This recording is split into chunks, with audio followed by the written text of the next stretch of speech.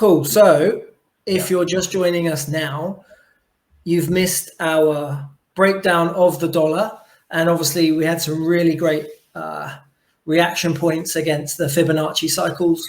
And Andy made some really good predictions there. We've just gone through the biggest FX news of the week. And now we're looking to take all of that information into follow on what we did last week on the Euro USD with some live chart analysis. So do you want to take it away from there, mate? Yeah, absolutely. So we've got the Euro dollar daily chart here. So what we're going to be looking for is, considering what we've seen on the dollar index, in general, we're going to be looking for opportunities at this market, where this market may go lower. Now, when you're looking at a swing trade, essentially what we're looking for is a higher time frame move. So when you look at something from a textbook point of view, you'd see something like this and you're just trying to catch the swing. In reality, what this really looks like is more something like this, right? And then does that. And then, so all of this noise, that happens all the time. So it's never like this. And it's our job to make sure that, one, we get a good entry point, and two, we have a good sensible stop so that we are able to stay in this trade. So, when you're looking at something, that's important to understand that you're looking for a swing trade, but we can also go to the lower time frames to just try and time our market a bit better. So if we take this right now, we have the 50 EMA basically below the 200. So that is pointing down. We'll also have a little look at the at what's going on here in terms of price action. So we've got a nice channel support there that's acting as a good kind of floor for this market, and then we've got an upper channel there that could act as a resistance point. And what I really like about that is if the dollar was to drop, I've really liked that zone there as a potential short. Immediately that kind of stands out to me. So you can see 200. Like if you also kind of look at this here, you can see that these 2 points here were great resistance points. And then the market, if it did go up here, you'd have to say that also then becomes a great resistance point, potentially for the move lower. Of course, it could break and go higher. And we have to be prepared for all of that. And that's where the stops come in. So one option is we can get a pullback. The other option is we can play a momentum breakout. Let's quickly plug in our down fibs. Let's see where we stand on those. And then we can kind of see if we're expecting a potential pullback here. Where are we on the swing? So, the markets do move in waves, and we are looking for, hopefully, I'm going to find the correct one, and it's going to work. And we can now see, right, where's the starting point? 7,245. Let's get our indicator. It just makes things a little bit quicker. 7,245. Okay. If it works. Here we go. So perfect. So we have a current A, B, C. So it's similar to the dollar index, right? You can see that. Look at that. Look at where that 200 is, mate. That's nice. Yeah, the 200 is pretty much bang on to that 618. So that, and look, we've got data coming out. So what would be interesting is like if this market just kind of stayed sideways and then, because I know like obviously if it goes up here like that, you might think, oh, it's breaking, but that could just be a spike, right? Especially with data coming out, you could get that spike and then the market could then do something like that, right? Now the D takes you down to 113. That's kind of, and what I like about this, Gavin, you'll probably relate to this, is that we have this kind of untouched point of resistance that automatically becomes support. So I quite like that idea, potentially, of, if the market does spike up, I think this area here could be a very nice area to stick an order in. So you'd be looking at something like 118-ish, potentially, and just slightly lower. So about 118 If you're going to do something like this as a swing trade, I'll just show you in terms of what it looks like. You'd probably want to have your stop above the A. Okay, so this is like A, which is about there. Okay, and then you'd be looking at, roughly speaking, entering about there, and you'd be looking to target about there. And if you look at the maths, you can see you've got probably a 2.5 to 1 trade there, roughly speaking, maybe even a little bit more than that. Okay, so that's for somebody that doesn't want to be in front of their charts. They just want to kind of place their orders and then just kind of set and forget. Okay, and I believe you would actually possibly get a positive swap for shorting the euro dollar. You'd have to check with your broker. I don't have Axie up right now, but I've shown you guys before how to do that. You might even get paid interest to hold that short. So for people that don't have time, that's the kind of trade that you can do potentially. Now, what might also happen is the market may, so that's one setup done. The other thing that you could do is you might say, well, look, what if this market doesn't pull back? Should I short it here? Right, so if we're just doing the analysis on the daily chart and we're looking at swing trades, then I would be kind of looking at identifying how this market likes to move. So I do that by really analyzing what it's done in the past, and then we can kind of use that to find, when the market has now, potentially got momentum. So if we kind of take this line here and we use that as a guide, I'm just going to test to see how well this market reacts there. So you can see it's pretty nice. Support becoming resistance. So what I'll do is I would take this right here and I would put that there as support.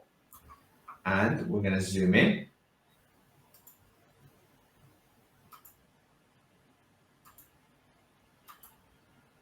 And this is quite a pivotal point right now. Is this market going to close above this line, or is it going to close below it? Now, if it closes below it, you might be looking for, on a lower time frame, a breakdown. Okay, so a momentum play to short.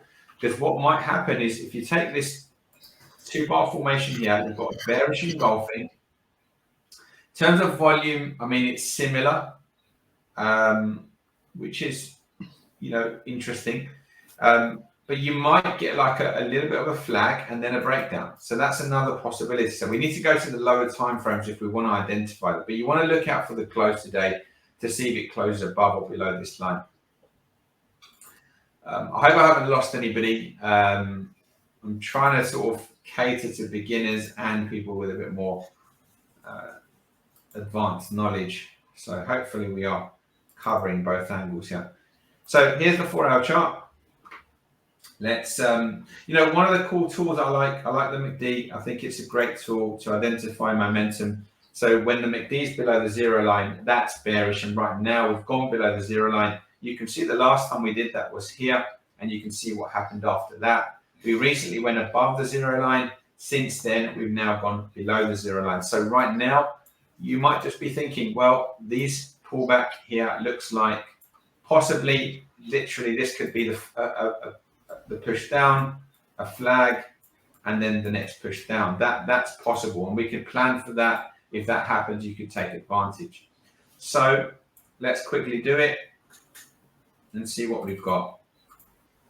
So if I can, I'm gonna do a couple of things. So let's do the same kind of thing that I did on the daily. I'm going to do it here on the 4-hour. Just going to take a nice line. We're going to use this approximate line of support. You can see there, it's absolutely beautiful, perfect, acting as great support. It's broken it, right? It's broken it. And it looks like right now that this is bearish. Right now it looks like, unless we go above here, okay, unless we close above here, I think the market could push lower. So it's going to be I would definitely keep an eye on this, guys, for the next few hours to see what happens here. You can also see we've got these really nice moving averages that have been acting as quite nice resistance. They're coming up here as well. We can draw our fibs, the mini fib, and see where the pullbacks are. Where's the 618? Where's the 38? So there's the 38. There's the 618. 618 comes in at 116. Sorry, yeah, 116.10, and that is a really nice resistance point on the euro dollar.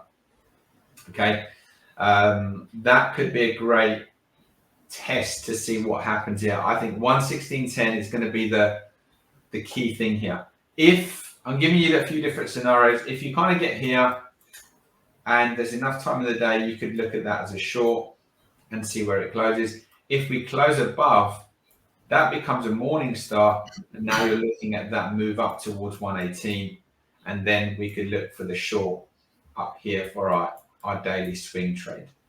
So we have to let the market show us. One last thing I'm going to do here is I'm going to draw my down fibs. It's easier on MT4, but as I said, for some reason, my computer has decided to have a meltdown. So we're going to use TradingView and its slight limitations just to make sure that we, let's make sure this is absolutely taken from the top and it's definitely correct. Looks absolutely fine. What is this telling me? Well, right now it's telling me that if I just, this is the current, hold on.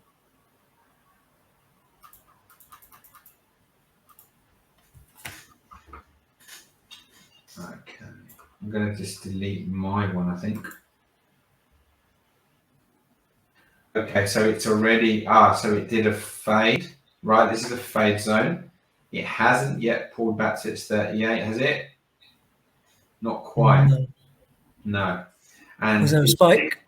Look where 618 is. It's pretty close to that sort of daily 200, isn't it? Yeah. That's interesting. Well, I would just kind of really keep it. I really believe you need to let the market show you right now. But there's definitely value to sell up here, and there's possibly an opportunity to get something like that. You've got to remember there's a lot of news coming out this week. So especially non-farm payrolls, average hourly earnings, we've got the Fed meeting on Wednesday. There's a lot that can happen here. So I would be preferring, unless you can see an opportunity where you can go in, I would prefer that the market show us a little bit first, and then we could take advantage. And if we can kind of get up here, then I think it's a good value area to short. But it could go either way here. It wouldn't surprise me either side. But I think the value is up here, and if we hold here, then you could take a short, on a flag breakout down with a target of 114 on the 4-hour, 113 on the daily chart. But yeah, that's kind of it in a nutshell. Nice. Okay, guys. So there's been at least 2 or 3 ideas there for you. We've got a possible day trade for the day. Again, we're waiting to see the news guide us. And obviously there's a lot of news coming out towards the end of the week. And we've got that 618 level on the daily, which would make a really high probability low risk trade setup that we started this 15-minute countdown on. So yeah, that's interesting. The only question I had was potentially if you got a short here and it bounced off that EMA and that market angle line and it went down to that 114, maybe some of that news you said that's coming out towards the end of the week, that could be really powerful and spike it back up to that 118 level, but who knows, right? Yeah, I mean, it's risky to get in at a low price just before news. That's the only thing I will say. But today's Monday, we've got Tuesday, so you could. It's whether the market's going to do anything before Wednesday and then before Friday. That's the thing. And typically Mondays and Tuesdays are pretty low volatility in general. So is there much value in taking a momentum short on a Monday or Tuesday, and do you want to hold that through FOMC? It just seems too high risk for me personally. I would prefer getting some of that volatility out of the way on Wednesday, sticking some orders in just in case. By the way, you could also do a sell stop. So you could do a breakout trade. So if, before Wednesday, you could put a sell order down there, but there is some dangers to it because it's a statement and sometimes it can react and then react the other way based on what words are being said. So you're going to have some good targets in there and try and get some profit out. So it's a bit more for advanced people, I would say, than beginners.